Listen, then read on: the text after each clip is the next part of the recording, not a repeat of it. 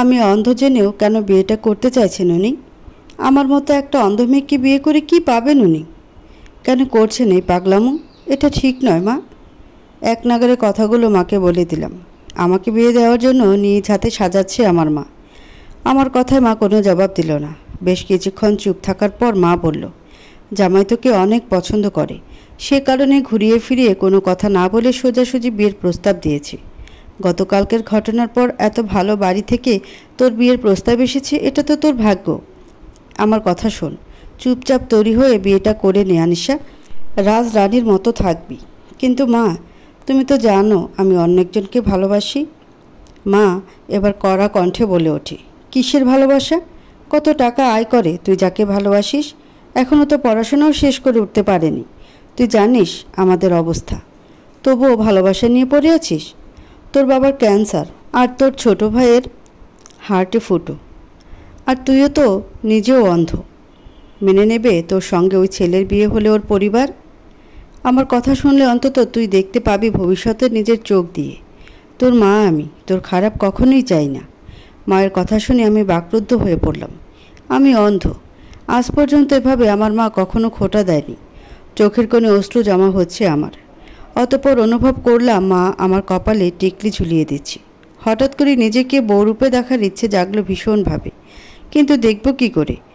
ঢোক গিলে কাপা কাপা গলায় বললাম, মা, তোমার কি একবারের জন্য সন্দেহ হচ্ছে না আয়াস রায়হানের মতো এত বড় একটা লয়ার কেন হঠাৎ আমার মতো সাধারণ এবং দৃষ্টিহীন মেয়েকে বিয়ে করতে চাইছে? নিশ্চয়ই এর পেছনে কোনো স্বার্থ রয়েছে। লয়ার উনি, কারণ ছাড়া এক ধাপও এগিয়ে যান না।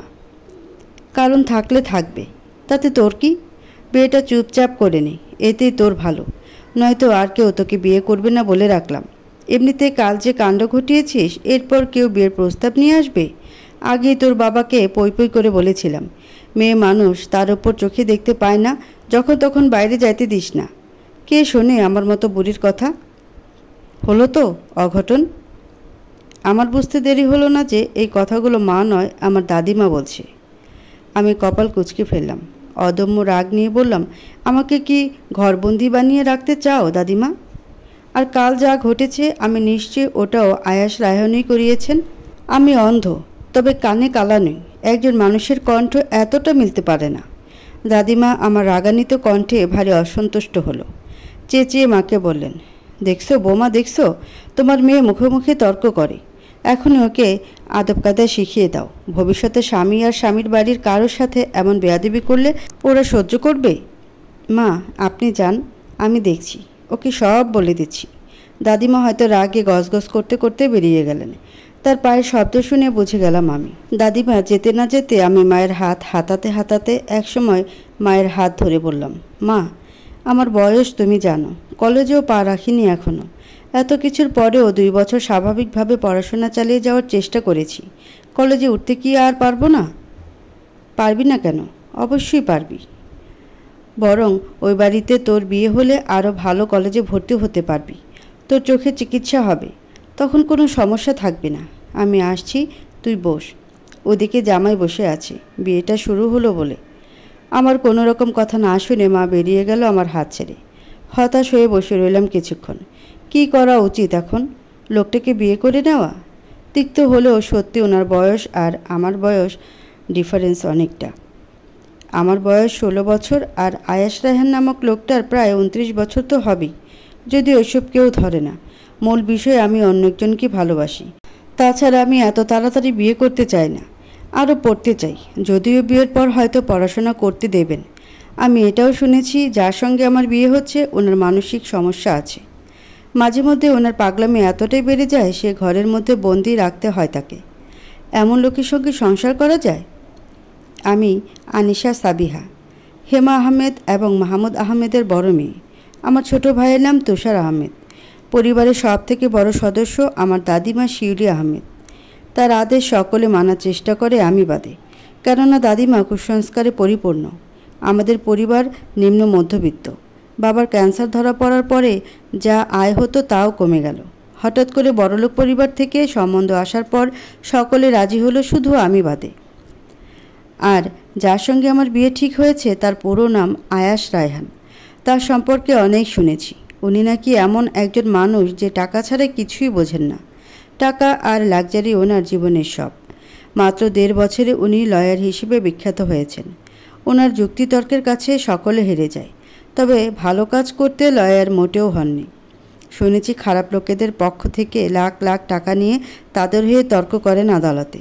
এমন বাজে লোকের সাথে বিয়ে হলে জীবনটা তছনছ হয়ে যাবে, এতে কোনো সন্দেহ নেই। এসব ভাবতেই কান্না চলে এলো আমার। কেন যে ওনার সঙ্গে দেখা হয়েছিল। এখন কি করব? বিয়ে করা ছাড়া আর কোনো পথই তো দেখতে পাচ্ছি না। আমি তো ভালোবাসি নীলাদ্রকে, অথচ বউ সাজতে হচ্ছে অন্যজনের জন্য। মাথা কাজ করা বন্ধ করে দিয়েছে আমার। মাথায় একটাই কথা ঘুরছে, এমন পাগল লোকের সঙ্গে বিয়ে করা যাবে না, যাকে কিনা প্রয়োজনে ঘর বন্দিও রাখতে হয়। এই কথাটা আয়েশের মা আমায় বলেছেন, আর এটাও স্পষ্টভাবে বলেছেন এই বিয়ে যাতে আমি না করি। যদিও বা এই বিয়ে করি, আমার ভবিষ্যৎ অন্ধকার। আয়াশ রায়হান, শাহাদ রায়হান এবং মালিহা রায়হানের একমাত্র ছেলে। বয়স 29 বছর, পেশায় লয়ার। তার বাবার আলাদা বিজনেস থাকলেও ল কমপ্লিট করে নিজের আলাদা পরিচয় তৈরি করে শুধুমাত্র বাবাকে পছন্দ করে না সেই কারণে। আর মিসেস মালিহা আয়াশের সৎ মা, আয়াশের আসল মা মৃত। এত কিছুর মাঝেও নিজের হাতে মুখে হাত বোলালাম আমি। হাত ভর্তি চুড়ি, নাকে নথ, মাথার টিকলি ও টায়রা, গলা ভর্তি গয়না, সবই বরপক্ষ থেকে দেওয়া। আয়াশ নিজে কিনেছেন এইসব। আচ্ছা, বউ সাজে আমায় কেমন লাগছে? অজান্তেই নিজের আয়না হাতালাম। আয়না পেতেই নিজের সামনে ধরে একটা দীর্ঘ নিঃশ্বাস ফেললাম। কি করে দেখব নিজেকে? ইউ লুকিং গর্জিয়াস, নিশা পাখি। হকচকিয়ে উঠলাম কোনো পুরুষালী ভার গলায়। এই কণ্ঠটা আমি চিনি। আচমকা হাত থেকে ছুটে গেল আয়না, পড়ে গেল নিচে। তবে শব্দ হলো না। বোধহয় আয়াশ আয়না ধরে ফেলেছে।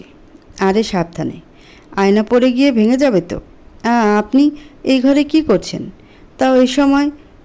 চলে যান। হাসির আওয়াজ আসে। আমার ভ্রুকুচকাতেই উনি দাম্ভিকতার সঙ্গে বললেন, আমি যখন ইচ্ছে তোমার কাছে আসতে পারি। না এর জন্য আমার পারমিশন দরকার, আর না কোনো বাহানা, জাস্ট ইচ্ছে দরকার। আর তোমাকে তো নিজের সামনে সারা জীবন বসিয়ে রাখার ইচ্ছে রয়েইছে আমার। আয়েশের নিঃশ্বাস আমার মুখের ওপর আছড়ে পড়ছে। ওনার কণ্ঠে অদ্ভুত শীতলতা। একা ঘরে আমি আর উনি। উনি আমার অনেক কাছে, আমার ওপর ঝুঁকে রয়েছেন, সেটা আমি অনুভব করতে পারছি। ঢোক গিলে পা খাটের ওপরে তুলে পিছিয়ে এলাম আমি। এবারও পেলাম হাসির শব্দ। ওহো নিশা পাখি, তুমি দেখি ভয় পাচ্ছ আমায় দেখি। কেন? হয়তো ভাবছ তোমার সাথে কিছু করে ফেলবো। ভুল ভাবছ। আজ তো বিয়ে, বাসরাত তো তারপরে আছেই না। আপনাকে আবারও সাবধান করছি, আমার মতো অন্ধ মেয়েকে বিয়ে করার ভুলটা করবেন না। এত বড় ভুল করবেন না আপনি। এটা যদি ভুল হয় তাহলে তো খুবই সুন্দর একটা ভুল। এই ভুলটা করতে আমি শতবার রাজি। ওনার মুখে এরূপ কথা শুনে কেঁপে উঠলাম আমি। এটা কেমন যুক্তি? হালকা খুব খুব করে কেশে নিজের মনে সাহস আনার চেষ্টা করলাম, কিন্তু সাহসটা আজ আয়েশ রায়হানকে দেখে লুকিয়ে পড়েছে। কথাগুলো নিজের মনে তৈরি করে এক নিঃশ্বাসে বললাম, প্রথমত আমি বিয়েটাই করতে চাই না। আপনি শুধু শুধু নিজের সময় নষ্ট করছেন। আমি অন্য কাউকে ভালো। আমার কথা শেষ না হতেই আমার ডান বাহু ধরে খুব নিষ্ঠুরতার সঙ্গে মুখ চেপে ধরলেন আয়াশ। আমার মনে যতটুকু সাহস ছিল তাও মোমের আগুনের মতো নিভে গেল। বাম হাতে ওনার হাতে হাত রেখে ছাড়ানোর চেষ্টা করতে থাকলাম। পরের শব্দটা ভুলেও উচ্চারণ করবে না, এর জন্য তোমায় কিন্তু শাস্তি পেতে হবে। অন্য কেউ থাকবে না তোমার মনে। ভালোই ভালোই বলছি, যে তোমার মনে ছিল তাকে ঝেড়ে ফেলে দাও। তোমার বর্তমান আর ভবিষ্যৎ তোমার হবু বর আয়ুষই হবে। এটা যত তাড়াতাড়ি তোমার ছোট্ট মস্তিষ্কে ঢুকিয়ে ফেলবে তত তাড়াতাড়ি তোমার পক্ষে ভালো, নয়তো ফল খুব খারাপ হবে।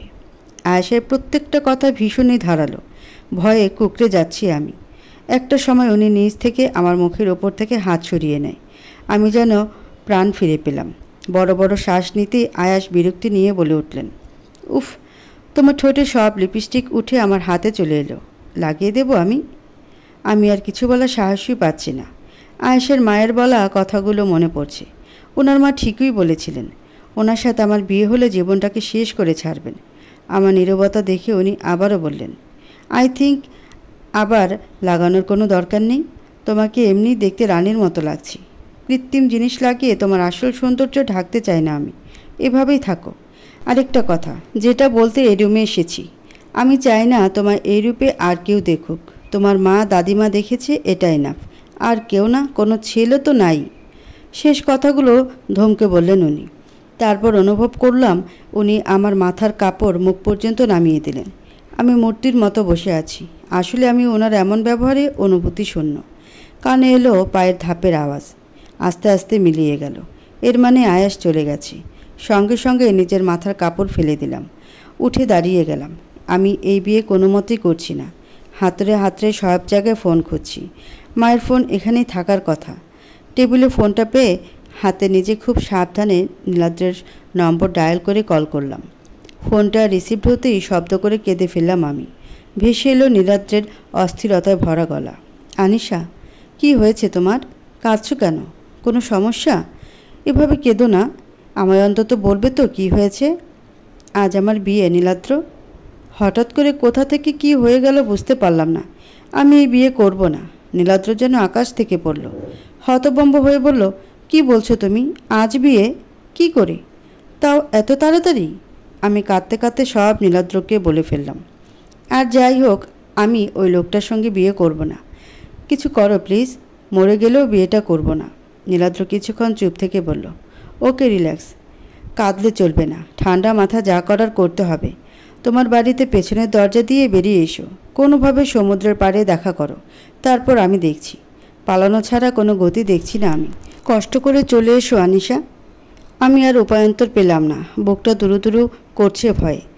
কাঁপা কাঁপা কণ্ঠে বললাম, ঠিক আছে, আমি আসছি। তুমি প্লিজ থেকো। আচ্ছা, আমায় বিশ্বাস করতে পারো। তুমি সাবধানে এসো। কল কেটে দিলাম আমি। অনেক কষ্ট করে যাওয়ার আগে ছোট্ট করে আন্দাজ মতো চিঠি লিখলাম। হাতে বেশি সময় নেই, তাই গয়না বা বেনারসি কিছুই চেঞ্জ করার সময় নেই। এই ছোট ঘর থেকে বেরিয়েই আগে একটা ভাঙাচোরা ঘর পড়ে। সেখান দিয়ে বের হওয়ার পথ রয়েছে। অনেক সাবধানে ঘরটা থেকে দরজা খুলে বেরিয়ে এলাম আমি। হাতড়ে হাতড়ে দ্রুত পায়ে হাঁটতে শুরু করলাম। গায়ে লাল ভারী বেনারসির সঙ্গে গয়না পরে হাঁটতে একটু কষ্টই হচ্ছে। ক্লান্ত হয়ে পড়েছে এক প্রকার। আমার হাত ধরে হাঁটছে একটা 9-10 বছরের মেয়ে। তার নাম সাবু। বাড়ি থেকে বের হতেই ওদের বাড়ি পড়ে। আমি একা যেতে পারবো না বলে আমায় ধরে সাথে নিয়ে যাচ্ছে সাবু। আমার পায়ে নেই জুতো। হাঁটতে কষ্ট হচ্ছে। সন্ধে নেমে রাত হয়ে এসেছে বোধহয়। হঠাৎ থেমে গেলাম আমি। পায়ের তলায় মনে হলো কিছু একটা ফুটেছে। যন্ত্রণার চোটে চোখ মুখ খিচে বন্ধ করলাম। সাবুর আওয়াজে চোখ খুললাম। আপা, কি হলো? দাঁড়ালে কেন? যাবে না? হ্যাঁ রে, চল বলে হাঁটা দিলাম আমি। এখন থামলে চলবে না। খুব একটা বেশি দূরে যেতে পারিনি এখনও। এভাবে আমায় পালাতে হবে আমি স্বপ্নেও ভাবিনি। তাও বিয়ে সাজে। ইচ্ছে করছে মা বাবার কথা ভেবে ফিরে যেতে, কিন্তু আয়েশের কথা ভেবে আটকে যাচ্ছি আমি। বুঝতে পারছি না এটাকে ভাগ্য নাকি আয়েশের দোষ দেব। আমার জীবনে আয়েশ রায়হান নামক লোকটার উদয় না হলেই চলছিল না। ভালোই তো ছিলাম। আয়াস যতটা ভয়ানক মানুষ, ঠিক তেমনটাই ভয়ানক ছিল ওনার সঙ্গে প্রথম সাক্ষাৎ। ফ্ল্যাশব্যাক। জায়গাটা ব্যাংকক। একটা সৌন্দর্যে পরিপূর্ণ শহর। সকলের মন ছুঁয়ে যাওয়ার মতো জায়গা। এই শহরের এক নামিদামি রিসোর্টের সুইমিং পুলে নাচ গান করছে অর্ধনগ্ন বিদেশি মেয়েরা। মিউজিকটাও বাজছে বেশ জোরে জোরে। হাতে রেড ওয়াইনের গ্লাস নিয়ে অর্ধেক পানিতে ডুবে তাদের সঙ্গে তালে তাল মেলাচ্ছে এক সুদর্শন পুরুষ। হালকা পানির ছিটা পড়ে কপালের সঙ্গে লেগে নেতিয়ে গেছে পুরুষটির চুল। মাঝে মাঝে নিজের ঠোঁট ছুঁয়ে দিচ্ছে গ্লাসে। এক অদ্ভুত হাসি মুখে লেগেই থাকে সব সময়। যখনই তার দিকে কেউ তাকাবে তখনই তাকে হাসতেই দেখবে। তার চেহারাটাই এমনটাই যে মনে হয় সব সময় হাসি রেশ লেগে থাকে। ফর্সা ধবধবে গায়ের চামড়া বিদেশিদের সঙ্গে মিলে যাচ্ছে। খাড়া নাক এবং তার ডগায় একটা ছোট্ট কালো তিল। সবচেয়ে আকর্ষণীয় ঘন চোখের পাপড়ির মাঝে তীক্ষ্ণ চোখ জোড়া। সে তীক্ষ্ণ দৃষ্টি এড়িয়ে যাওয়া অসম্ভব। প্রশস্ত দেহ বেশ ধৈর্য নিয়ে এক্সারসাইজের ফল। লম্বায় প্রায় 5 ফুট 9 ইঞ্চি। তার বেশিও হতে পারে। সব মিলিয়ে নজর কাড়া এক পুরুষ। মুখে হাসি রেখা টেনে সকলে মেয়ের দিকে নিজের প্রখর দৃষ্টি নিক্ষেপ করে আবার চোখ সরিয়ে নিল আয়াস। একজনকেও তার মস্তিষ্ক টানল না। এরা শুধু মনোরঞ্জনের জন্যই ঠিক, এর বেশি কিছুই না। স্যার, আপনার কল এসেছে। গুরুত্বপূর্ণ কথা আছে নাকি আপনার সাথে? ঘাড় ঘুরিয়ে পেছনে তাকায় আয়াস। তার অ্যাসিস্ট্যান্ট লয়ার জুহাইয়ের ফোন এগিয়ে দেয় তার দিকে। ছেলেটার বয়স অনেকটা কম আয়াসের থেকে। আয়াস তার সিনিয়র। বর্তমানে তার সঙ্গে থেকে যুক্তিতর্ক শিখে চলেছে জুহাইয়ের। তার সঙ্গে বেশিরভাগ সময় থাকে। বাড়ি থেকে কল এসেছে, তাহলে কল কেটে ফোন ফেলে দাও। আয়াসের বিরক্তি মাখা কথায় জুহাইয়ের দ্রুত মাথা নাড়িয়ে ভীতি সুরে বলে, আরে না না স্যার, আমি তো জানি আপনি ফ্যামিলির কারো কল ধরেন না বা পছন্দ করেন না। এটা বাইরে থেকে কল, মনে হয় কোনো কেসের জন্য আপনাকে হায়ার করতে চায়। জুহাইয়ের, আমরা ব্যাংককে আছি, এনজয় করছি। কেস হিস্ট্রির ব্যাপারে আমাকে ঘাটাতে মানা করো। ওরা নাকি যত অ্যামাউন্ট চাইবেন তাই দিতে রাজি আছে বলে আয়াসের দৃষ্টি দেখে চুপ হয়ে গেল জুহাইয়ের। আয়াস গ্লাস রেখে সুইমিং পুল থেকে উঠে আসি। এক কর্মচারী ওর গায়ে সাদা বাথরোব জড়িয়ে দেয়। সেটা পরে আয়াস জুহাইয়ের থেকে ফোনটা নিয়ে কানে ধরে, গম্ভীর গলায় বলে, হ্যালো, আয়াস Raihan is here. Hello mister Raihan, আমি রক্তিম বাহাদুর। আপনার অনেক নামডাক শুনেছি, তাই ভাবলাম একবার তো আপনার সঙ্গে কথা বলা যেতেই পারে। আয়াস বাঁকা হাসি, তোয়ালে নিয়ে নিজের চুল মুছতে মুছতে বলে, come to the main point mister Bahadur. অপর পাশে মিস্টার বাহাদুর থতমত খেয়ে জবাব দেয়, ওহ ইয়েস, আসলে আমি আপনাকে একটা কেসের জন্য হায়ার করতে চাই। বিষয়টা খুব জটিল। ভাবলাম আপনি হলে কেসটা আমাদের পক্ষে আসা কঠিন না। বুঝলাম, কিন্তু এতে আমার লাভ? আমি বর্তমানে দেশে নেই। এখন কেস হাতে নিলে আমায় দেশে ফিরতে হবে, অ্যাপ্লিকেশন করতে হবে কোর্টে, কেস নিয়ে ঘাটাঘাটি করতে হবে, মহা ঝামেলা। এত কিছুতে আমার লাভ কোথায়? মিস্টার বাহাদুর উদ্বিগ্ন হয়ে বলে, আপনি যা চাইবেন তাই দেব। আয়াস ভ্রু কুচকায়, তারপর হঠাৎ হাসে। হাসিতে দুই গালে টোল পড়ে তার, তবে চুপ থাকে। ওপাশ থেকে মিস্টার বাহাদুর চিন্তিত হয়ে বলেই ফেলেন, 25 থেকে 50 লাখ, এর মাঝে যা চাইবেন তাই দেব মিস্টার রায়হান। ওকে দেন, আমি দেশে ফিরে বাকি কথা শুনছি, বাই বলেই কল কেটে দেয় আয়াস। ফোনটা জুহাইয়ের হাতে ধরিয়ে দিয়ে আয়াস করে মাথা মুছতে মুছতে রিসোর্টের দিকে পা বাড়ায়। জুহাইয়ের উদ্দেশ্যে জোরে বলে ওঠে, টিকিট বুক করে নাও, অ্যাজ সুন অ্যাজ পসিবল, দেশে ফিরছি। জুহাইয়ের শুধু মাথা নাড়ায়। 3 দিনের মাথায় দেশে পা রাখে আয়াস। কেস সম্বন্ধে খোঁজখবর নেয় ভালোভাবে।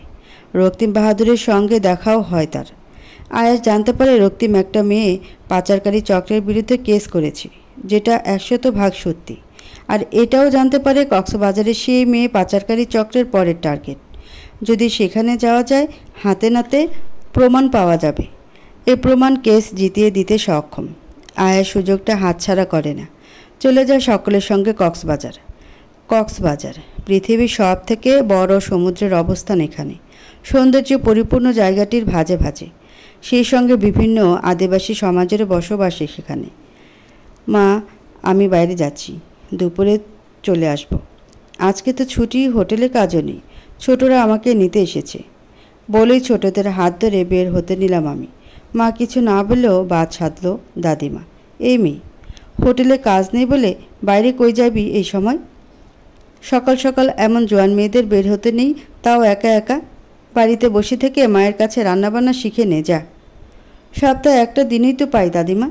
এমন করো কেন সবসময় আমার সাথে বলো তো? তুষারের সাথে তো এমন করো না। তুষার এখনও কত ছোট, তবুও সারাদিন বাইরে থাকলেও ওকে কিছু বলো না, অথচ আমি বাইরে পা বাড়ালেই দোষ। দাদিমা জোরে চেঁচিয়ে বলে ওঠে, কারণ তুই মেয়ে মানুষ, মেয়েদের এত বাইরে গিয়ে ধিঙ্গিপনা দেখাতে নেই। তার উপর চোখের মাথাও তো খেয়ে বসেছিস, সেটাও আমার কথা না শোনার ফল। বিরক্তিতে অতিষ্ঠ হলাম আমি। দাদিমার কাছে সব কথার একটাই উত্তর, কারণ তুই মেয়ে। এই একটা বাক্য সব সময় সব মেয়েদের মনোবল ভেঙে দেয়। আমি আর কথা বাড়ালাম না, ছোটদের উদ্দেশ্যে বললাম, চল নিয়ে চল আমাকে। আজ নাকি তোদের কোনো অনুষ্ঠান আছে, নাচ গান নাকি হবে সমুদ্রের ধারে। ছোটদের মাঝে একজন মিষ্টি করে উত্তর দিল, আরে হ্যাঁ তো, আজ অনেক মজা হবে, চল না চল। আমিও তাদের জবাবে হাসলাম। দাদিমা বিড়বিড় করতে থাকলেন। আমায় সকলে ধরে বের করে নিয়ে এলো।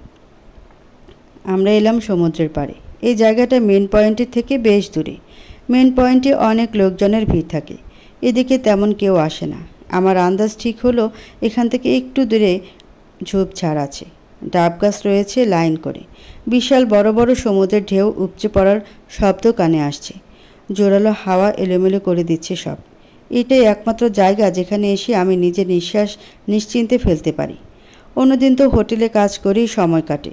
বাবাও আগে হোটেলে কাজ করতেন। ওনার অসুখের পর বেড রেস্ট দেওয়া হলে আমায় কাজটা করতে হয়, যদিও কাজটা হোটেলের মালিক আমায় দিতে চাননি, কারণ একটাই, আমি অন্ধ। তবুও জোর করে এক প্রকার সেখানে রয়েছি। এরই মাঝে বিভিন্নভাবে অপমানিত হতে হয়েছে। সামনে হাতাতে হাতাতে কারো মুখে গায়ে হাত পড়েছে। হোটেলের মালিক আমার উপর সবসময় রেগেই থাকেন। এসব ভেবে মন খারাপ হয়ে এলো আমার। সকলে নাচ গান আমার কানে এসেছে। আমি বসার জায়গায় সকলের সাথে বসে আছি। হঠাৎ করেই নাচ গান করার মাঝে বিন্দু নামের এক মেয়ে আমার উদ্দেশ্যে বলল, এই আনিশা, তুমিও তো আমাদের সাথে প্রায় অনেক দিন ধরে আছো, আজ সবাই গাইছে, তুমিও গাও একটা গান। হকচকিয়ে গেলাম আমি। মাথা আর হাত দুটোই নাড়িয়ে বললাম, কি বলছো? আমি তোমাদের মতো এত সুন্দর করে গাইতে পারি নাকি? আমি বারণ করা সত্ত্বেও কারো কানে গেল না। সকলের জোরাজুরিতে পাগল হাওয়া বাদল দিনে গানটা ধরলাম। মনটাও হালকা হলে হতে পারে। সকলে ধরে আমায় দাঁড় করালো। তাদের কাঁধে আমার হাত রেখে তালে তালে নাচতে লাগলো। আমার বেশ লাগলো। ঠোঁটে হাসি রেখা ফুটলো। সেখান থেকে কিছুটা দূরে ডাব গাছের ভিড়ে এক ডাব গাছে ঠেস লাগিয়ে চোখ বন্ধ করে দাঁড়িয়ে আছে আয়াস।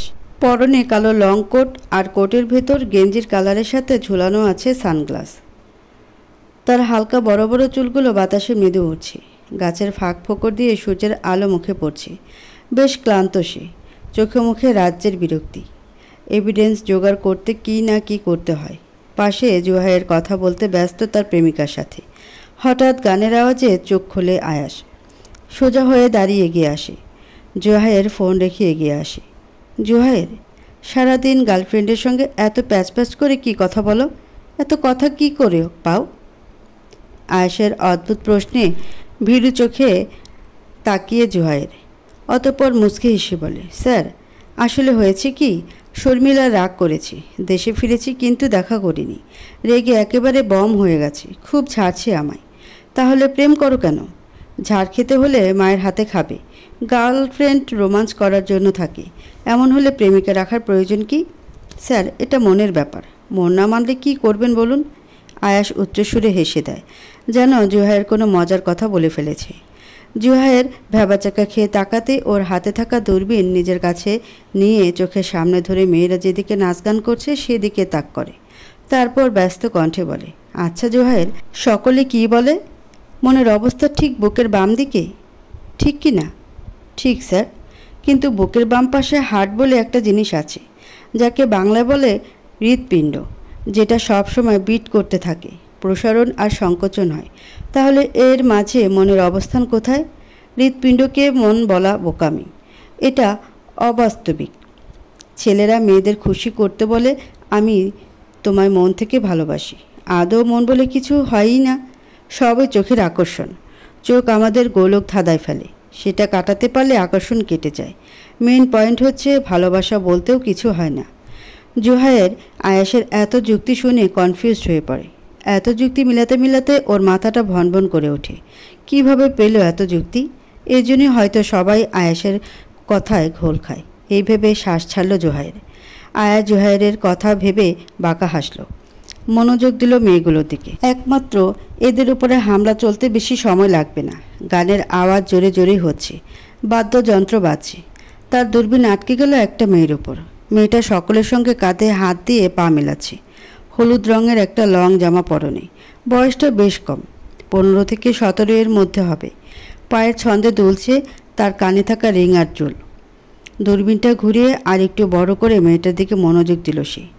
খুব ফর্সা গায়ের রং নয়, আবার শ্যামলাও বলা চলে না। এই ধরনের গায়ের রঙকে হলুদ ফর্সা বলে বোধ হয়। নাকটি একটু বোঁচা, ছোট দুটো চোখ, গোল গাল দুটো, আর সব থেকে সেই ঠোঁট জোড়া, যেখানে অদ্ভুত হাসি মাতিয়ে রাখা। হাসিটা যেন আয়েশকে আহত করছে। মাঝে মাঝে সুন্দর করে ঠোঁট নাড়াচ্ছে মেয়েটা। ঠোঁট নাড়ানোর ধরনটাও চমৎকার লাগলো আয়েশের কাছে।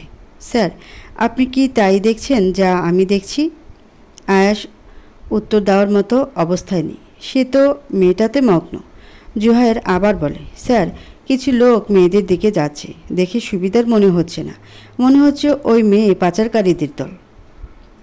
আয়েশের ধ্যান এবার ভাঙে। হকচকিয়ে তাকায় জুহায়ের দিকে। দূরবীন দিয়ে দলবলকে দেখে নেয়। চেহারায় গুন্ডা গুন্ডা ভাব। স্যার, প্রুফ নেওয়ার সময় এসেছে, এতে ভালো এভিডেন্স পাওয়া যাবে। আয়েশের কানে কথাগুলো যায় না।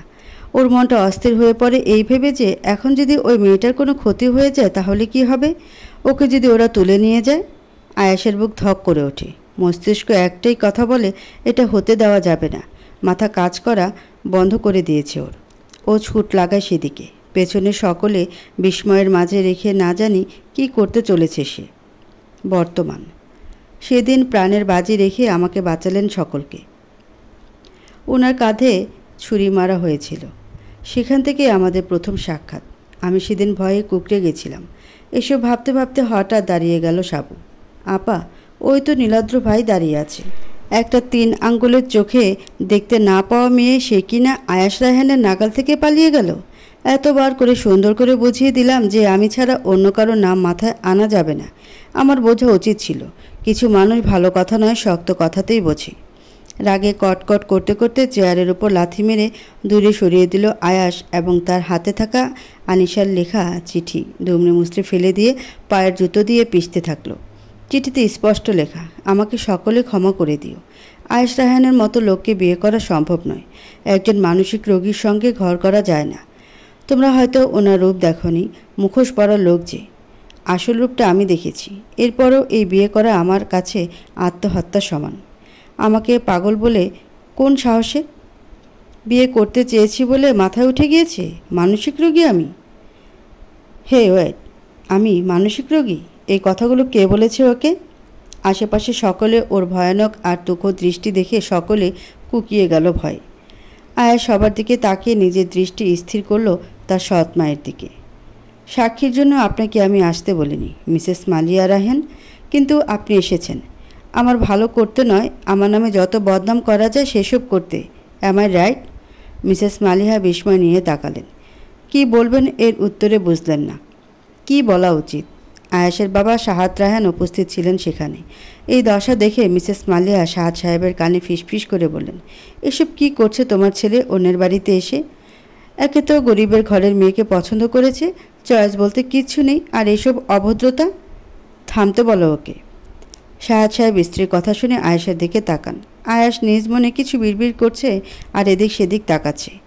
ওর চোখে রাগের মাত্রা অনেকটা। কিছু বলার সাহস পাচ্ছেন না সাহাদ সাহেব, কেননা ছেলের রাগের সামনেও তিনিও ফিকে পড়ে যান। সাহসটার লেভেল একেবারে জিরো হয়ে যায়। তবুও গলা খাকারি দিয়ে বললেন, আয়াস, কি হচ্ছেটা কি? এসব কি পাগলামি করছো? ভুলে যেও না এটা তোমার হবু শ্বশুর বাড়ি। আয়াস ঘাড় কাত করে সাহাদ সাহেবের দিকে তাকায়। সাহাদ সাহেব অজান্তে একটা ঢোক গেলেন, কেননা আয়াস অন্তত রেগে থাকলেই এভাবে তাকায়। হবু শ্বশুর বাড়ি? My foot. তোমাকে এখানে জ্ঞান দিতে নয়, বিয়েতে সাক্ষী লাগবে সেজন্য আসতে বলেছি। চুপচাপ সাক্ষী দেবে আর চলে যাবে। আয়েশের কড়া গলার কথাগুলো আরেক ঢোক গিলে হজম করলেন সাহাদ সাহেব। সকলে তার দিকে ভীরু চোখে তাকিয়ে আছে। আনিশার মা বাবা মাহমুদ আহমেদ এবং হেমা আহমেদ বিশ্বাস করতে পারছেন না এটা সেই ছেলে যে কিনা অতি নম্রভাবে বিয়ের প্রস্তাব এনেছিল। একই মানুষের কত রূপ। তাদের হঠাৎ করে মনে হলো তারা সত্যি মেয়ের বিয়ে আয়েশের সঙ্গে দিতে চেয়ে ভুল করছেন না তো। ওনারা দুজন দুজনের দিকে তাকালেন। আয়েশের কথাতে চমকালেন ওনারা। আর আপনারা? আনিশা নাকি অন্ধ? তাহলে পালিয়ে গেল কি করে? আপনারা কেউ সাহায্য করেছেন? আয়েশের কথা থতমত খেয়ে জবাব দেন শিউলি আহমেদ, আনিশার দাদিমা। ও তো জন্মান্ধ অন্ধ। আনিশা আগে স্বাভাবিক ছিল, সকলের মতো স্বাভাবিকভাবে চলাফেরা করত, কিন্তু ক্লাস 8-এ যখন পড়ে তখন ওর অ্যাক্সিডেন্ট হয়। সেখান থেকে চোখে দেখার ক্ষমতা হারায়। সেই কারণেই তো লিখতে পারে এখনও। এমনকি আরও অনেক কাজই পারে যা স্বাভাবিক মানুষ পারে। আমরা কেউ ওকে সাহায্য করিনি। আমরা কি জেনে শুনে নিজের মুখে চুনকালি লাগাবো? তুমিই বলো আয়াস বাবা। আয়াস নিজের প্রখর বুদ্ধি কাজে লাগিয়ে ভাবল শিউলি আহমেদ কিছু ভুল বলেনি। ওনারা যদি কেউ সাহায্য করতেন তাহলে আয়েশের সঙ্গে বিয়েতে কেন মত দিতেন? এসব আগ পাঁচ ভাবতে ভাবতে জুহাইয়ের ঘরে প্রবেশ করে। তাড়াহুড়োর সঙ্গে বলে ওঠে, আনিশা ম্যামের খোঁজ পাওয়া গেছে, লোকেশন ট্র্যাক করতে পেরেছি। আয়েশের চোখ জলজল করে ওঠে। মুখে ফুটে ওঠে এক রহস্যময় হাসি। তারপর সকলের দিকে তাকিয়ে নিজের বাবার দিকে তাকিয়ে বলে যায়, তোমরা নিজেদের গাড়ি নিয়ে বেরিয়ে পড়তে পারো, কারণ আমি আর এখানে ফিরছি না। হনহনিয়ে বেরিয়ে গেল জুহাইরের সঙ্গে আয়াস। আয়াস যাবার পরপরই আয়াসের মা বাবাও আনিশার পরিবারের সঙ্গে কোনো রকম কথা না বলেই চলে গেলেন। প্রথম থেকেই তাদের বিয়েতে কোনো মত ছিল না। মিসেস হেমা তাদের থামাতে গিয়েও পারলেন না। কান্নায় ভেঙে পড়েন মিসেস হেমা। ওনার মেয়ে নিখোঁজ।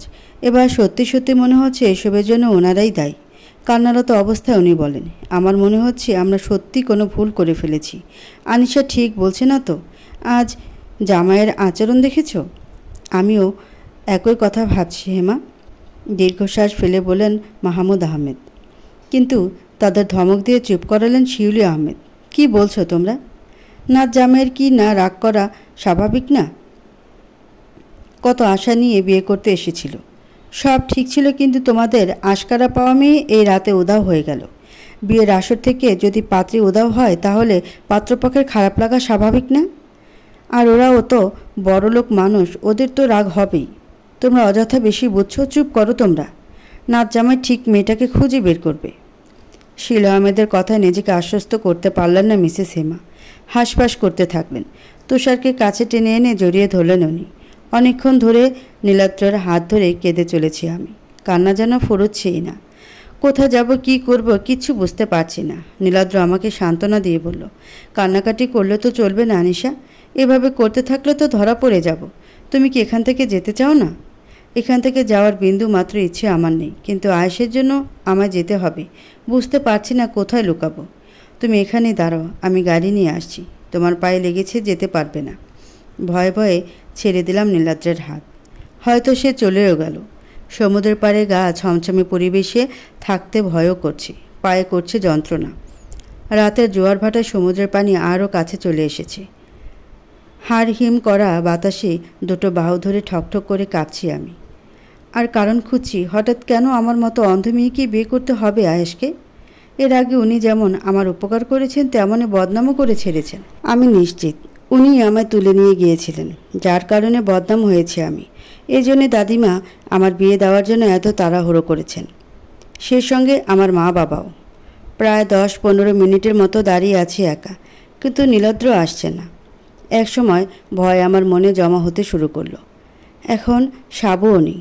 আস্তে করে ডাক দিলাম, নীলাদ্র, নীলাদ্র, কোথায় তুমি? কোনো সারা শব্দ পেলাম না। ভয়ে আটকে উঠলাম। আজ যদি নীলাদ্র না আসে তাহলে জানি না কি হবে আমার। আস্তে করে পায়ের ধাপ ফেলতে লাগলাম আর জোরে জোরে নীলাদ্রকে ডাকতে লাগলাম, কিন্তু কোনো লাভই হলো না। বিপাকে পড়ে কান্না পেল আমার। চোখে ভরে এলো অশ্রু। আবারও চিৎকার করে ডাকলাম, নীলাদ্র। কোনো লাভই হলো না। সোজা হাঁটতে হাঁটতে কিসের সঙ্গে যেন ধাক্কা খেলাম আমি। পড়ে যাওয়া থেকে বাঁচতে যেই বস্তুর সঙ্গে ধাক্কা খেলাম তাকেই হাত দিয়ে জড়িয়ে ধরলাম। অতঃপর আবিষ্কার করলাম এটা কোনো বস্তু নয়, আস্তে একটা মানুষ। তবে কি এটা নীলাদ্র হবে? হয়তো। এ রাতে ও ছাড়া কে থাকবে? ঝটপট করে ভয়ের চোটে ওকে জড়িয়ে ধরলাম। এবার শব্দ করে কেঁদে দিলাম। এতক্ষণ কেন একা একা দাঁড় করিয়ে রেখেছিলে? আমি তো ভেবেছিলাম তুমি আসবে না। Are you last my beautiful would be wife? কণ্ঠস্বর শুনে আমার শরীর সহ আত্মাও কেঁপে উঠল। এটা নীলাদ্রের কণ্ঠ নয়। লোকটার গরম নিঃশ্বাস আমার কাঁধে পড়ছে। হয়তো আমার দিকে ঝুঁকে আছে। এক ঝটকে ছেড়ে পিছিয়ে এলাম আমি। পিছিয়ে যেতেই থাকলাম। পায়ের নিচে বালিতে আমার বেনারসি গড়াগড়ি খাচ্ছি। নীলাদ্র কোথায়? মাথা কাজ করা বন্ধ করে দিয়েছে আমার। কোনো কিছু ভাবনা চিন্তা না করেই পেছন দিকে ছুটতে শুরু করলাম। কিন্তু কিছুক্ষণ পরেই আবিষ্কার করলাম পায়ের নিচে পানি। আমি সমুদ্রের দিকে দৌড়াচ্ছি। সেখানেই থেমে গেলাম। ডান দিকে দৌড়াতে নিলে শাড়ির পায়ের নিচে পড়লে পেঁচিয়ে পড়ে যায় আমি সমুদ্রের পাড়ে হালকা পানিতে। ভিজে যায় জোয়ার ভাটার বড় ঢেউয়ের কারণে। শুধু শুধু পালানোর চেষ্টা করলে লাভটা কি হলো? তোমার চিন্তা ভাবনার প্রশংসা করতে হয়। বড্ড সাহস আছে তোমার। আপনি কি করে আমায় খোঁজ পেলেন? আয়েশের কথা পাল্টা প্রশ্ন করলাম আমি, কেননা এই প্রশ্নটাই মাথায় আমার ঘুরছে। নিজেকে ক্লান্ত লাগছে। আয়েশের হাসির শব্দ পেলাম। তুমি ইন্টেলিজেন্ট, তবে কি জানো, আমি তোমার চেয়ে দ্বিগুণ ইন্টেলিজেন্ট। টিএনএস মেয়ে তুমি। এমন পদক্ষেপ নিতে যে দুইবারও ভাববে না সেটা আমার জানা ছিল। তোমার ঘরে গিয়েছিলাম মনে আছে? তোমার একটা গয়নার সঙ্গে লোকেশন ট্র্যাকার লাগিয়ে দিয়েছিলাম। তবুও একটা বিশ্বাস ছিল তুমি পালাবে না, কিন্তু তুমি সেটাই করলে। অন্য একটা ছেলের হাত ধরে পালিয়ে গেলে। বেশ চিল্লিয়ে কথাগুলো বললেন উনি। এসব উনি করতে পারেন আমার ধারণারও বাইরে ছিল। চোখ বড় বড় করে সমুদ্রের নিচের বালি চেপে ধরে বসে আছি। একসময় প্রশ্ন করলাম, নীলাদ্র কোথায়? সঙ্গে সঙ্গে আবারও আমার মুখ চেপে ধরলেন উনি। অন্য হাতে চেপে ধরেছেন আমার চুলের খোপা। নাম নেবে না ওর, মুখ সেলাই করে দেব তোমার।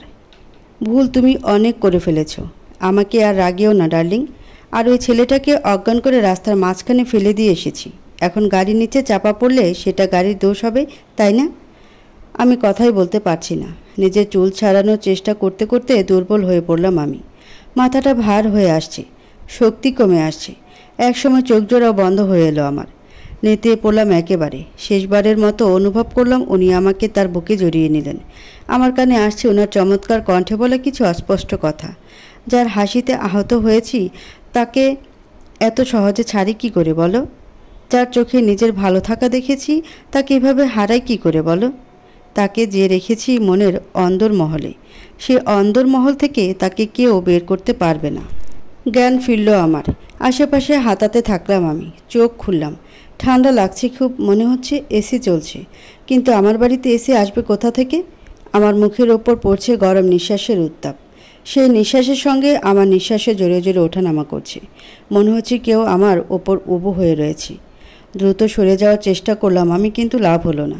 একটা হাত আমায় আগলে ধরতেই ভয়ে কেঁপে উঠলাম। কম্পিত সুরে বললাম, কে কে কে কে যার হওয়ার কথা? কণ্ঠটা চিনতে বিন্দুমাত্র ভুল হলো না। দরফুরে উঠে বসলাম। গায়ের ওপর থেকে চাদর ফেলে নিচে নামতে গেলাম। আশেপাশে হাতড়াতেই কারো গাল আমার হাতের সামনে এলো। গালে খোঁচা খোঁচা দাড়ি উপলব্ধি করে চিৎকার করে বললাম, এটা কোথায় এনেছেন আমায়? আমি বাড়ি যাব। তোমার ওই হাতটা দিয়ে আবার আমায় টাচ করো দেখি। তোমার হাতের ছোঁয়া আমার খুব ভালো লাগছে। টাচ করো, এসো এসো।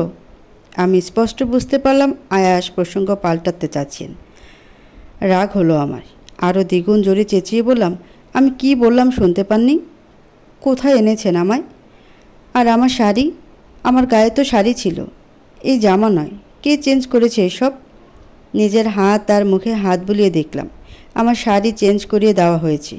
কে শাড়ি চেঞ্জ করতে পারে? আয়েশার কথা ভাবতেই লজ্জা আর রাগে কুকড়ে গেলাম আমি। অস্বস্তি আর লজ্জা সব কিছুর ঊর্ধ্বে গিয়ে বলে উঠলাম, এটা আপনি কি করে করতে পারলেন? এতটা খারাপ আপনি? ছি! শেষমেশ কিনা আমার ড্রেস চেঞ্জ। আপনার লজ্জা না থাকতে পারে, কিন্তু আমার তো আছে। বিয়ে করতে পারলেন না বলে শেষে কিনা এইভাবে আপনি আমায়... পুরোটা বলতে পারলাম না। শেষের কথাগুলো বলার মতোই না। লজ্জায় মাথা নুয়ে ফেললাম। আচমকা আয়াস আমার গাল দুটো নিজের হাত দিয়ে চেপে ধরলেন। অপ্রস্তুত হয়ে বসে পড়লাম আমি। ঘাবড়ে গেলাম, হয়তোবা বেশিই বলে ফেলেছি এই ভেবে। আয়াস আমার গাল ক্রমশ জোরে গাল চেপে ধরলেন। শোনো না, আমার কোনো খারাপ ইন্টেনশন আছে আর না তোমার জামাকাপড় আমি চেঞ্জ করেছি। যদি তোমার সঙ্গে খারাপ কিছু করারই হতো, যেদিন তোমায় তুলে নিয়ে গেছিলাম সেদিনই করতাম। হোটেলের লেডি স্টাফ তোমার কাপড় চেঞ্জ করিয়ে দিয়েছে।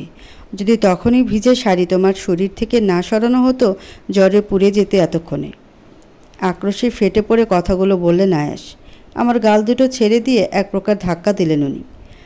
আমি টু শব্দও করলাম না। আমি হতভম্ব হয়ে গিয়েছি। নিজের হতভম্বতা কাটিয়ে কোনো রকমে বললাম, তার মানে আমি ঠিক ছিলাম। আপনি সেদিন আমায় তুলে নিয়ে গিয়েছিলেন। আমি ছাড়া তোমায় ছোঁয়ার সাহসটা কে দেখাবে বলো? সেদিনের কথা ভেবে আমারই হাসি পায়। মনে আছে? নিজের হাত পায়ের বাঁধন খুলতে বলেছিলে, তার উপর বলেছিলে মার্শাল আর্ট এক্সপার্ট তুমি। একবার তোমার বাঁধন খুলে দিলে আমায় মেরে গুম করে দেবে। খুলে তো দিয়েছিলাম। মারতে গিয়ে তুমি নিজেই উল্টে পড়েছিলে আমার উপর। সেদিন আমি খুব হেসেছিলাম। আমি অসহায় ভঙ্গিতে বসে আছি। মনে তৈরি হয়ে চলেছে লোকটার প্রতি রাগ আর ক্ষোভ। ওনার জন্য কত প্রকার কথা শুনতে হয়েছে তা ওনার ধারণাই নেই। আজ দাদিমার কথাগুলো মনে পড়ছে। দাদিমা বলে, আমার মতো অন্ধ তার উপর আবার মেয়ে মানুষ বাইরে চলাফেরা করাই উচিত নয়। সেদিনের কথা এখনও ভুলতে পারিনি আমি। দুম করে বলে বসলাম, আমি বাড়ি যাব। হোটেল থেকে বাড়ি পৌঁছে দিন, নয়তো আমি একা বেরিয়ে যাব। আয়াস আগের মতোই একরকম মনোভাব নিয়ে বললেন, তোমার কি মনে হয় আমি এমনি এমনি আমার কাছে এনে রেখেছি? কেন রেখেছেন? কি উদ্দেশ্য? আমি কিচ্ছু জানতে চাই না, বিশ্বাস করুন। আমি শুধু বাড়ি যেতে চাই, ব্যাস। আপনি যদি আমায় না নিয়ে যান আমি একাই চলে যাব। বলে উঠে দাঁড়ালাম আমি। আন্দাজ মতো একদিকে হাঁটতে লাগলাম। আয়াস দ্রুততার সঙ্গে বললেন, ওদিকে যেও না, দেয়াল আছে, ডোন্ট মুভ। আমি ওনার কথা শোনার অবস্থাতে মোটেই নেই। রাগে ফেটে পড়ছি আমি। তবে কথা না শোনার বদৌলতে দেওয়ালে মাথা ঠুকে গেল আমার। মৃদু আর্তনাদ করে ফ্লোরে বসে পড়লাম। পায়েও বেশ লাগছে। এবার অস্থির হয়ে কেঁদে দিয়ে বললাম, আমি বাড়ি যাব, মা বাবার কাছে যাব। আমার কান্নায় বিন্দু মাত্র মন গলেনি আয়াসের। হঠাৎ করেই শূন্যে ভাসতে লাগলাম। আয়াস আমায় পাঁজো কোলে তুলে নিয়ে আবারও বেডের নরম গদিতে বসিয়ে দিলেন। গাম্ভীর্যের সঙ্গে বললেন, পুরো 12.5 ঘন্টা আমার কাঁধে তোমার মাথা রাখতে দিয়ে নিজে ড্রাইভ করে যখন নিজের বাড়িতে এলাম, আবার তোমায় বাড়ি দিয়ে আসতে যাব ভেবেছ? আয়াসের কথা শুনে আমার কান্নাটুকু বন্ধ হয়ে গেল। এক ধ্যানে বসে কিছুক্ষণের জন্য ভাবতে লাগলাম, উনি কি বললেন? আমার সঙ্গে কি মজা করছেন? কপাল কুঁচকে হাতের কাছে বালিশ নিয়ে একদিকে ছুঁড়ে দিয়ে বললাম, কি যা তা বলছেন? আমি আমার এলাকায় নেই? আমি কোথায়? আমার বাড়ি কোথায়? আমি কক্সবাজারে নেই? আয়াস হাসতে হাসতে বলেন, নো, তোমাকে সেখান থেকে তুলে নিয়ে হোটেলে গিয়ে চেক আউট করে সরাসরি ঢাকা নিজের বাড়ি চলে এসেছি। আসলে কি বলো তো, আমার কেস আছে কি না, কোর্টে ডেট পড়েছে। তোমায় রেখে তো চলে আসতে পারি না। আবার এটাও ভেবে দেখলাম নিজের এলাকায় থাকলে তুমি সবসময় তিরিং বিরিং করে লাফাবে। তা তো হয় না। এবার আমার বাড়িতেই থাকবে। কাল সকালে আমাদের বিয়ে হবে। তোমার ফ্যামিলির লোকজন আসছে। এবার আর কোনো চান্স পাবে না তুমি। অনেক ভুল করে ফেলেছো, অনেক ক্ষমাও পেয়েছো। তোমায় ভালোবাসি বলে মাথায় উঠে বসবে না। আমার সঙ্গে গলা নামিয়ে কথা বলবে। আপনি এটা কি করে করতে পারলেন? আমাকে কি করে নিয়ে আসতে পারলেন নিজের বাড়িতে? আর আমার অবাক লাগছে এটা ভেবে যে আমার পরিবারে কেউ বাধাও দিল না ব্যাপারটায়। আয়াস চুপ থেকে আবার বললেন, দেওয়ার সুযোগই পাইনি। আমি ফোন করে জাস্ট তাদের জানিয়ে দিয়েছি তোমায় নিয়ে যাচ্ছি, আর কাল যেন আমাদের বাড়িতে চলে আসি। আর একটা কথা, কথায় কথায় কান্না আমার পছন্দ নয়। তাছাড়া তুমি তো কাঁদছো না, ড্রামা করছো। মেলো ড্রামা বন্ধ করো। আয়াসের ধমকানিতে কান্না থেমে যায় আমার। অবাক কণ্ঠে বললাম, আপনি কি করে জানলেন আমি কাঁদছিলাম না? চোখে পানি নেই অথচ চোখ মুখ জড়িয়ে কান্না করে যাচ্ছ। নিজেকে চালাক ভাবার ভুলটা করবে না। আর লাস্ট ওয়ার্নিং, ওই নীল না নীলাদ্র, ওর কথা যদি ভুল করেও নিজের মুখে এনেছো, তোমার মুখটা পুরো 2 দিনের জন্য বেঁধে রাখবো, খুলতেও পারবে না। ওনার অগোচরে আমি মুখ ভেঙচি কাটলাম। এটা সত্যি, আমি কাঁদছিলাম না। প্রতিকূল পরিস্থিতিতে শক্ত থেকে সেখান থেকে বের হওয়ার বুদ্ধি বের করার মতো গুণটা আছে আমার মধ্যে। আমি সহজে ভেঙে পড়ার মতো মেয়ে নই। হয়তো তুমি এখনও মনে মনে কোনো স্টুপিড আইডিয়া বের করার চেষ্টা করছো, কিন্তু তোমায় আমি তোমার ভালোর জন্যই বলছি। নেশা পাখি, একটা কথা বলো, গতকাল নীলাদ্র করে করে নিজের কত ক্ষতি করেছো? তোমার কষ্ট হয়েছে না? পায়ে ব্যথা পেয়েছো? ওর কথা যত কম ভাববে তত ভালো। আমি তোমার পায়ে সুন্দর করে ব্যান্ডেজ করে দিয়েছি। ওনার হুটহাট নম্র ব্যবহার আমায় হাজার ভোল্টেজের শক দেয়। হঠাৎ করে আমায় ব্যান্ডেজ লাগানোর পায়ে চুমু খেতেই আমি ঝড়ের গতিতে পা উঁচিয়ে চাদর হাতিয়ে পা ঢেকে নিলাম। এক নিঃশ্বাসে বললাম, অদ্ভুত তো, কী করছেন? পা এভাবে চুমু খায় কেউ? আমার প্রশ্নের কোনো জবাব পেলাম না। আমি চাতক পাখির মতো জবাবের আশায় বসে রইলাম। উত্তরটা না পেয়ে নিজের গালেও ওনার ঠোঁটের ছোঁয়া পেয়ে পিছিয়ে গেলাম আমি। এখানে থাকা বড়ই যন্ত্রণার। পিছিয়েও বোধহয় খুব একটা লাভ হলো না। গলায়ও ঠোঁট ছোঁয়ালে নিচ্ছে মতো। নিজেকে আড়াল করার চেষ্টা করতে আমি অনুভব করি উনি নিজে থেকেই সরে গেছেন। আজ বিয়ে হয়নি বলে তুমি যে শুধু শুধু পালাতে গেলে। আমি বড় বড় নিঃশ্বাস ছাড়ছি। এক্ষুনি দম বন্ধ হওয়ার জোগাড় হয়েছিল। ওনার এরূপ অত্যাচারে সাহস কমে এলো আমার। মিনমিন করে বললাম, মায়ের সাথে কথা বলবো। ওহ ইয়েস, আমি একটু পর একটা কাজ সেরে ফোন নিয়ে আসছি। আমাকে ঘরে রেখে উনি চলে গেলেন। দরজা লাগানোর শব্দ পেলাম। কিছুক্ষণ বসে থেকে উঠে অনেক কষ্ট করে দরজা পর্যন্ত পৌঁছালাম। ঘরটা বেশ বড়। দরজা পর্যন্ত পৌঁছাতে কত পরিশ্রম করতে হলো। দরজা টানতেই খুলল না। বেশ কিছুক্ষণ ধরে টানাটানি করেও যখন কোনো লাভ হলো না, তখন বুঝলাম আয়াস বাইরে থেকে দরজা বন্ধ করে দিয়ে গেছেন। মহা মুশকিল তো, এভাবে ঘরে বন্দি করে রাখবেন নাকি? এখন কি করব? চোখে চশমা খুলে হাতে গুজে চেয়ারে বসে আছেন মাহমুদ আহমেদ। কপালে চিন্তার ছাপ, আর এক হাত দিয়ে ডান কানের কাছে ধরে আছেন উনি। কথা বলছেন আজিম কালামের সঙ্গে। আজিম কালাম আনিশার মামা হন। উনি আনিশাকে নিজের মেয়ের মতোই ভালোবাসেন। মাহমুদ আহমেদের মুখে সবটা শুনে আজিম সাহেব চকিত বলে ওঠেন। কি বলছো মাহমুদ? এত কিছু হয়ে গেল আনিশার সঙ্গে, অথচ আমাদের কেবল জানাচ্ছ? আর ওর বিয়ে তোমরা আমাদের না জানিয়ে কি করে ঠিক করতে পারো? সব কিছু এত তাড়াহুড়োর মাঝে হয়ে যাবে বুঝতে পারিনি। এখন কি করব কিচ্ছু বুঝতে পারছি না। মেয়েটা আমাদের কাছেও নেই, নিয়ে চলে গেছে আয়াস। ও কি করছে, কেমন আছে তাও জানি না। তোমাদের কি বলি বলো তো? না জেনে অচেনা ছেলের সঙ্গে কেন বিয়ে ঠিক করতে গেলে? মাহমুদ আহমেদ চিন্তার ভঙ্গিতে বললেন। আমার প্রথমে মত ছিল না, কিন্তু মা জোরাজোরি করলো। ছিল ভালোই মনে হয়েছিল, তাই না করিনি আর। আয়াস বলে দিয়েছে আজ রাতে আমরা যেন ঢাকা যাই, কাল সকালে বিয়ে হবে। মাহমুদ, আমার কথা শোনো। আয়াস রায়হানের কথা আমিও শুনেছি। আজ পর্যন্ত যতগুলো কেস জিতেছে সব খারাপ লোকদের কেস। টাকা পেলে কিছু লাগে না তার। এই ভুলটা তোমরা করো না। আর সত্যি বলতে গেলে আনিশাকে আমার ছেলে খুব পছন্দ করতো এককালে। ও তো আমাদের বাড়ি থেকেই লেখাপড়া শিখেছিল। ভাবলাম বড় হলে বিয়ে দেব, কিন্তু মেয়েটা অ্যাক্সিডেন্ট করে বসলো। আমাকে না জেনে বিয়ে ঠিক করে মোটেও ভালো করনি তোমরা। আমি দেখছি কি করা যায়। আরও কিছু কথাবার্তা বলে ফোন কেটে দেন মাহমুদ সাহেব। উনি নিরুপায় বসে রইলেন। সব কিছুই এখন হাতের বাইরে। হাউ ডেয়ার ইউ মিস্টার বাহাদুর? আমার ক্ষমতা নিয়ে প্রশ্ন তোলার অধিকার কি করে পেলেন আপনি? কোন সাহসে আপনি আমার কেস জেতা সম্পর্কে সন্দেহ করলেন? দাঁতে দাঁত চেপে বলে আয়াস। ওর হাতে থাকা পানির গ্লাস রাগে শক্ত করে চেপে ধরেছে সে। ওর জেতার ক্ষমতা নিয়ে প্রশ্ন তুললে ওর মাথা কাজ করে না। আর রক্তিম বাহাদুর সেটাই করেছেন। আয়াসের অবস্থা বুঝে মিস্টার বাহাদুর মিয়ে গেলেন। আই অ্যাম সরি মিস্টার রাহেন, আপনি আমাকে ভুল বুঝবেন না। আমি আপনাকে কথাটা বলিনি, আপনি ভুল বুঝছেন আমায়। আসলে আপনি তো সেদিন কোনো এভিডেন্স কক্সবাজারে জোগাড় করতে পারেননি, তাই বললাম আর কি। ভুল আর ঠিক শেখাতে আসবেন না। আপনি আমার ক্ষমতার উপর আঙ্গুল তুলেছেন। আপনার কেস আমি এখানেই ছাড়ছি। আমি আপনার হয়ে লড়ব না। এটা কি করে বলতে পারেন আপনি? এত দূর এসে কোর্টে ডেট ফাইনাল হয়ে এসব কী বলছেন? দেখুন, মাথা ঠান্ডা করুন। আপনি যদি বলেন আরও 10 লাখ টাকা আপনাকে অ্যাডভান্স দেব আমি। এবার রাগে কাচের গ্লাসটা নিচে ছুঁড়েই মারে আয়াস। হুঙ্কার ছেড়ে বলে ওঠে, আপনি আমার টাকার গরম দেখাচ্ছেন? আপনার চেয়ে দ্বিগুণ টাকার মালিক এই আয়াস রায়হান। ও ইয়েস, আপনিও তো একজন নারী পাচারকারী, তাই না? অপর পাশ থেকে আর আওয়াজ এলো না। বোধহয় মিস্টার বাহাদুর বেশ অবাক হয়েছেন। এই কথা অন্য কেউ জানে না। আয়াস কি করে জানল? ভয়ানক হাসি হাসে আয়াস।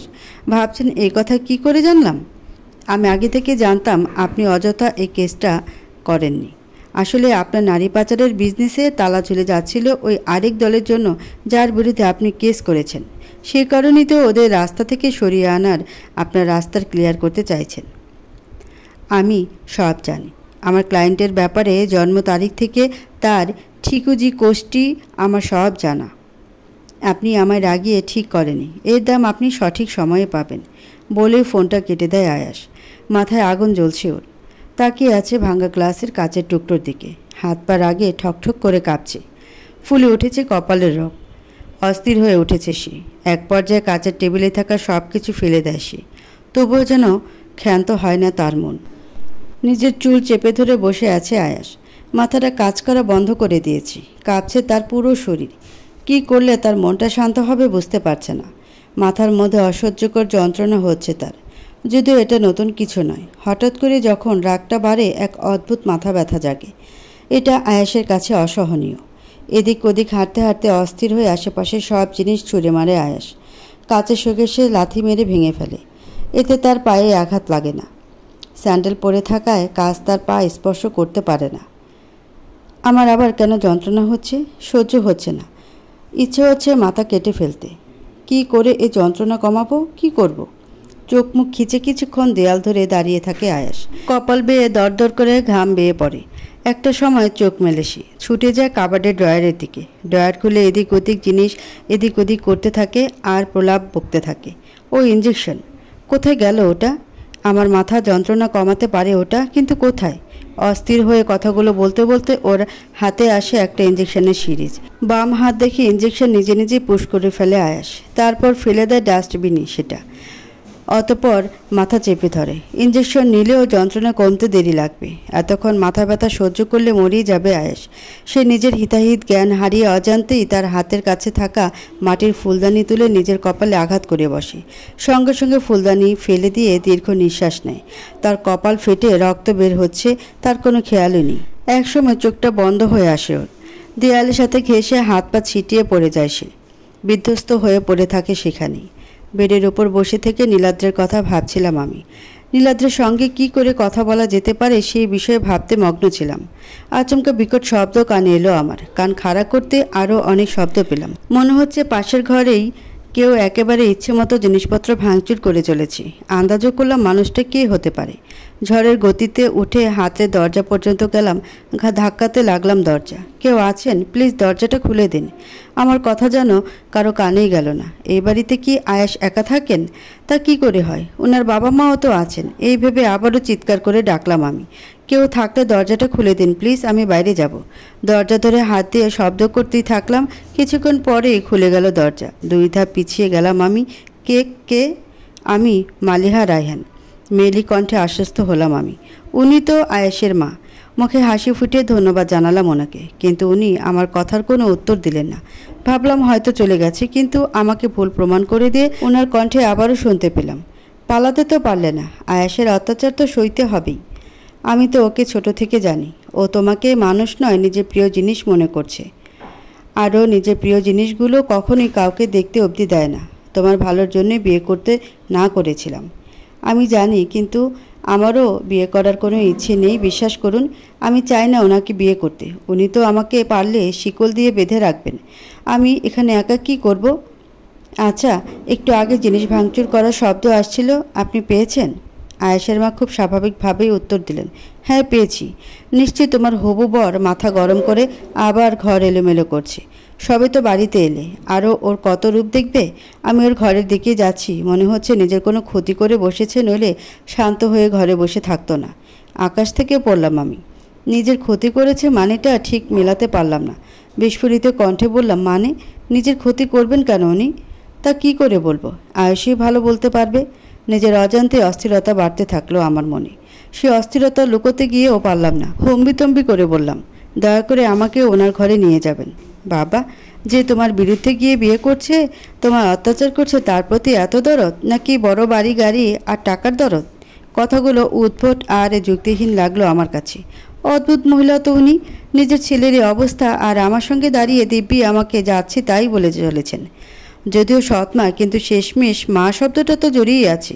আবার উনি বললেন, দেখো, আমার কাছ থেকে বেশি কিছু আশা করবে না। পারলে কোনো কাজের লোকের সাহায্য নিয়ে এসো আয়েশের ঘরে। আমি যাচ্ছি। পায়ে হাঁটার শব্দ পেলাম। কিছু বলার ভাষা না পেয়ে মেরে দাঁড়িয়ে থাকলাম। সবটা বিরক্ত লাগছে আমার। এই বাড়ির কোনো সদস্যের ব্যবহার স্বাভাবিক নয়। ম্যাম, আপনি কি ছোট স্যারের ঘরে যাবেন? অপরিচিত মেয়েলি কণ্ঠে মাথা তুলে এদিক সেদিক করলাম। ছোট করে বললাম, কে? আমি ফুলকি, বাড়ির একজন স্টাফ। বলছিলাম যে স্যারের ঘরে যাবেন, আমি পৌঁছে দিই। হ্যাঁ হ্যাঁ, নিয়ে চলো। সময় নষ্ট না করেই জবাব দিলাম আমি। মেয়েটা আমার হাত ধরলো। আমি হাঁটতে শুরু করলাম। নতুন জায়গা, কারো সাহায্য না নিয়ে একা চলা মুশকিল। মনের আকুলতা তরতর করে বেড়ে চলেছে। থামাথামির কোনো নাম নেই। যে দিয়েছে এত ব্যথা, তার জন্য কেন মনে এত আকুলতা, তার কারণ জানা নেই। হয়তো একসময় ওনার কারণে আমার প্রাণ বেঁচেছে, আমার সম্মান বেঁচেছে। সে কারণেই মনটা আয়েশকেও তার প্রতিদান দিতে ঠেলে দেয়। এক সময় আমায় থামালো ফুলকি। চিন্তিত কণ্ঠে বলল, ম্যাম, আর আগে যাওয়া যাবে না। স্যারের ঘরের সামনে দাঁড়িয়ে আছি। ভেতরে কাচের টুকরো পড়ে আছে, আপনি গেলে পায়ে লাগতে পারে। আর আয়াস, উনি ওই ঘরে নেই। ওনার কথা আর জিজ্ঞেস করিয়েন না। দুজন স্টাফ ওনাকে টেনে তুলছেন। মাথা রক্ত গড়িয়ে পড়ছে। মনে হচ্ছে নিজেই নিজের মাথায় মেরেছেন। ভ্রুযুগল কুঁচকে এলো আমার। সঙ্গে বেশ অবাকও হলাম। এ কার পাল্লায় পড়েছি জানি না। যে নিজেকে ভালো রাখতে জানে না, সে আমাকে কি করে ভালো রাখবে? সঙ্গে দ্বিগুণ বাড়ল আমার চিন্তা। ওকে বিছানায় শুয়ে দাও, আর কাজ সরিয়ে ফেলো, পরিষ্কার করো, যত সব ঝামেলা। কিন্তু কি করার? এসবের একমাত্র অধিকারী কি না? যত্নে তো রাখতেই হবে। প্রবল আক্রোশ নিয়ে বলা কথাগুলো বললেন আয়েশের মা। উনাকে প্রথম থেকেই দেখছি, হয়তোবা মানুষকে আঘাত দিয়ে কথা বলতে পছন্দ করেন। মিনিট 10 পর ফুলকে আবারও বলে উঠল, সব পরিষ্কার করা হয়ে গেছে। আপনি কি স্যারের ঘরে যাবেন? চিন্তায় পড়ে গেলাম। একবার ইচ্ছে করছে একবার ঘরে গিয়ে বসে ওনার খবরটা নিতে, আবার উনি আমার সঙ্গে যা যা করেছেন তা নিয়ে চূড়ান্ত রাগ হচ্ছে। দোটানায় ভাবতে ভাবতে আমি মাথা ঝাঁকিয়ে বললাম, নিয়ে চলো। আমার ঘরে নিয়ে এসে আয়াসের পাশে বসিয়ে দিল ফুলকি। হাত তুলে হাতে ওনার ওপর হাত রাখতেই মনে হলো ওনার গালে হাত পড়ল আমার। ওনার গালে কোনো তরল পদার্থ আমার হাতে লেগে গেল। তৎক্ষণাৎ ফুলকি বলে উঠল, ওটা রক্ত ম্যাম, স্যারের কপাল ফেটে গেছে। আতকে উঠে হাত সরিয়ে নিলাম। ভীতি সুরে জিজ্ঞেস করলাম, ডক্টরকে কল করা হয়েছে? মনে হয় না। মালিহা ম্যাডাম এবার হয়তো ডক্টরকে কল করবেন না। করবে না মানে? তাহলে উনি কি এভাবে পড়ে থাকবেন? অস্ফুট সুরে বললাম। এর আগে কয়েকবার মালিহা ম্যাডাম ডক্টরকে কল করেছিলেন, কিন্তু আইএসআরের জ্ঞান এলেই যা চিৎকার চেঁচামেচি করতেন মালিহা ম্যাডামের ওপরে, তাই তো ম্যাডাম বলেছেন আর স্যারের কোনো ভালো করতে আসবেন না। থ মেরে বসে রইলাম। ওনাকে এভাবে ফেলে রাখা যায় না। কোনো অচেনা মানুষ হলেও ওনাকে নিশ্চয়ই এভাবে ফেলে যাবে না। আমি ত্বরিত গতিতে বললাম, আচ্ছা তুমি ওনাকে ব্যান্ডেজটুকু করে দিতে পারবে না? না না, আমি ওসব করতে গেলে স্যার আমার অবস্থা খারাপ করে দেবেন। উফ, আয়েশকে কে জানাবে কাজটা তুমি করেছ? ওনার তো জ্ঞান নেই, মনে হচ্ছে রক্তপাত হয়েই চলেছে। কোনো রকমে ব্যান্ডেজ তো করাতে হবে নাকি? তুমি ব্যান্ডেজ করে দাও, কেউ জানবে না কাজটা তুমি করেছো, তাড়াতাড়ি করো। আমার কথা রাজি হয় ফুলকি। ভয়ে ভয়ে করিয়ে দেয় ব্যান্ডেজ। আমি স্বস্তির শ্বাস নিই। তারপর হাতে পানি নিয়ে ওনার চোখ মুখের উপর দিই। ফুলকি তা দেখে ভয়ে ভয়ে বলে, স্যারের জ্ঞান ফিরছে। আয়াস আমার হাত চেপে ধরতে নড়ে চড়ে বসলাম আমি। হাত ছাড়িয়ে নিতে চাইতে আরও জোরে চেপে ধরলেন আমার হাত। আর বৃথা চেষ্টা করলাম না। আমি কম্পিত সুরে প্রশ্ন করলাম, কেমন লাগছে আপনার এখন? অনুভব করলাম আয়াস উঠে বসছেন। উঠে বসেই আমার ঘাড়ে নিজের মাথা রাখলেন আয়াস। নিজের মুখ রাখলেন আমার গলা সোজাসুজি। ওনার নিঃশ্বাসের উত্তাপ পড়ছে আমার গলায়। ঢোক গিলে চোখ বন্ধ করলাম আমি। হয়তোবা ফুলকে এখনও ঘরে আছে। তার সামনে এমন অসভ্যের মতো আচরণ করতে শুরু করেছেন উনি। ঠোঁটে ঠোঁট চেপে ঘাড় একটু নাড়ালাম। অস্বস্তি নিয়ে বললাম, একটু দূরে সরে বসুন। কেন? আয়েশার থমথমে গলা শুনে জবাব দেওয়ার সাহস হলো না। অন্য প্রসঙ্গ টেনে বললাম, নিজের কপালে আঘাত করেছিলেন কেন? উনি আমার ঘাড় থেকে মাথা উঠালেন। আমি দম করে পা রেখে নামতেই আমার হাত টেনে ধরলেন, টেনে ওনার পাশেই বসালেন। আমি নিজেকে আঘাত করেছি কখন? মনে নেই আপনার? অবিশ্বাস্য কণ্ঠে বললাম আমি। আয়া শান্ত গলায় বললেন, না তো, কিন্তু আমার মাথায় ব্যান্ডেজ দেখে মনে হচ্ছে সত্যিই মেরেছি নিজেকে। আমি নিজেকে মেরেছি নাকি অন্য কেউ? এই বাড়িতে তো শত্রুর অভাব নেই আমার। কিন্তু আপনি এই ঘরের জিনিসপত্র ভাঙচুর করেছেন, ভালো করে ঘরটা দেখুন। কাচের জিনিসগুলো তো নেই। হয়তোবা তোমার কথা ঠিক, কিন্তু আমার ব্যান্ডেজ করে কে দিয়েছে? মালিহা রায়হান কি ডক্টর ডেকেছিলেন নাকি? ফিচেল গলা প্রশ্নটা আমার দিকে ছুড়ে দিল আয়াস। আমি করেছি, স্বাভাবিকভাবে বলতে চাইলেও কণ্ঠস্বর কেঁপে উঠল আমার। আয়াস হয়তোবা তবুও বিশ্বাস করলেন না। তুমি কি করে? লেট ইট গো। এই তুমি তো অনেকক্ষণ ধরে না খেয়ে আছো না? সিট। আমার বাড়িতে আমার হবু বউ না খেয়ে আছে, আমি কি করে ভুলতে পারলাম এটা? নিশা পাখি, আমাকে জাস্ট 2 মিনিট সময় দাও, আমি এর মধ্যেই খাবার তোমার সামনে হাজির করব, প্রমিস। বলেই তাড়াহুড়ো করে উঠে গেলেন উনি। শুনতে পেলাম দরজা লাগিয়ে দিয়ে যাওয়ার শব্দ। আবারও দরজা লক করে দিলেন। আমাকে তো দেখছি বিশ্বাসই করতে পারেন না। যেখানে বিশ্বাসই ভালোবাসার মূল ভিত, সেখানে যদি বিশ্বাসই না থাকে তাহলে কি করে উনি আমায় ভালোবাসলেন? অবশ্য আমিও কি ভাবছি, আয়াসের ভালোবাসাতে আমার কি আসে যায়? 2 মিনিট যেতে না যেতে দরজা খোলারও শব্দ পেলাম। সঙ্গে আয়াসের কণ্ঠও ভেসে এলো, চলে এসেছি খাবারের সঙ্গে। এখনও 2 মিনিট হতে 10 সেকেন্ড বাকি আছে নিশা পাখি। কথাগুলো বলতে বলতে উনি হাঁপাচ্ছেন, যেন দৌড়ে গেছেন আর দৌড়ে এসেছেন। এমনিতেও আমার খিদে পেয়েছে বটে, কাল রাত থেকে মুখে কিছুই দেয়নি। হাঁ করো। আয়াস আমায় হাঁ করতে বলায় আমি হকচকিয়ে বললাম, আমি খেতে পারবো, প্লেট আমার কাছে এগিয়ে দিন, তাহলেই হবে। আমি বললাম, হাঁ করো, তোমায় খাওয়াতে খুব ভালো লাগবে আমার, হাঁ করো। ধমক দিতেই মুখ খুলে ফেললাম। আয়াসের কথা মেনে চলায় আমার পক্ষে ভালো, নয়তো হিতে বিপরীত হলে সমস্যা রয়েছে। কাল বিয়ে আটকাতে হবে আমায়, এর জন্য ওনার কথা মেনেও চলতে হবে। আমার মুখে ভাতের বদলে অন্য কিছু আসতেই চোখ মুখ জুড়িয়ে ফেললাম। এসব কি খাওয়াচ্ছেন আমায় আয়েশ? এসব কি? কেন? ভেজিটেবল সালাদ আমার পছন্দের খাবার, ভাবলাম তোমারও তাই হবে। কিন্তু আমি তো এসব খাই না। কাঁচা জিনিস কি করে খাবো? এসব আগে কখনো খাইনি। আমি বলেছি মানে তোমায় খেতে হবে, খেতেই হবে। কথাগুলো হালকা রাগের সঙ্গে বললেন আয়েশ। উপায়ন্তর না পেয়ে তাই মেনে নিলাম। ঠোঁট উল্টে ভ্রু কুঁচকে রইলাম। এটা কোন মুসিবত? বসে বসে নখ কামড়াচ্ছি। রাতের খাবার খেয়ে মনটা শান্তি হয়নি মোটেও। কাঁচা কাঁচা খাওয়ার মতো সবজি খেয়ে থাকা যায় নাকি? কয়টা বাজে তাও জানি না, হয়তোবা রাতটা একটু বেশিই হয়েছে। একা একা সময়টাও কাটতে চাইছে না কিছুতেই। কথা বলার মতো কেউ থাকলে তো সময় কাটবে। আগে তো হোটেলে কাজ আর সমুদ্রের ধারে হাঁটতে সেই সঙ্গে আমার টিয়া পাখি পিহুর সঙ্গে কথা বলতেই সময় কেটে যেত। পিহু ছিল আমার খুব কাছের। পাখিটা আমায় গিফট করেছিল মামা। মামার কথাও খুব মনে পড়ছে। নিশা পাখি, তোমার কালকের বিয়ের জন্য বেনারসি আর নতুন গয়না কিনে এনেছি, দেখো তো ভালো লাগে কি না। আচমকা ঘরে আমি ব্যতীত আয়াসের কণ্ঠ পেয়ে চমকে মাথা নাড়ালাম। মুখ ফসকে বলে ফেললাম, বিয়ে? কোন বিয়ে? আমি বিয়ে করব না বলেই নিজের মুখটা চেপে ধরলাম আমি। বাঘের সামনে পড়েছি মনে হচ্ছে। আয়াসের এগিয়ে আসার শব্দ পেয়ে পা তুলে বিছানায় পিছিয়ে গিয়ে বসলাম। আয়াসের থমথমে কণ্ঠ ভেসে এলো, একই জেদ বারবার না করলেই নয়। নাকি আমার রাগ দেখতে চাইছো? আমি মোটেও চাই না আমায় কোনো রকম জোরাজুরি করতে হোক বিয়ের জন্য। আমি চাই তুমি খুশি মনে আনন্দের সঙ্গে বিয়েটা করে নাও। বিয়ে মানে কি জানেন? আমার বয়সটা আপনার থেকে অনেকটা কম, তবু আমি জানি বিয়ে হলে দুটো মানুষের মনের মিল থাকা খুবই প্রয়োজন। যে কোনো একজনের ভালো লাগা দিয়ে সংসার টেকে না।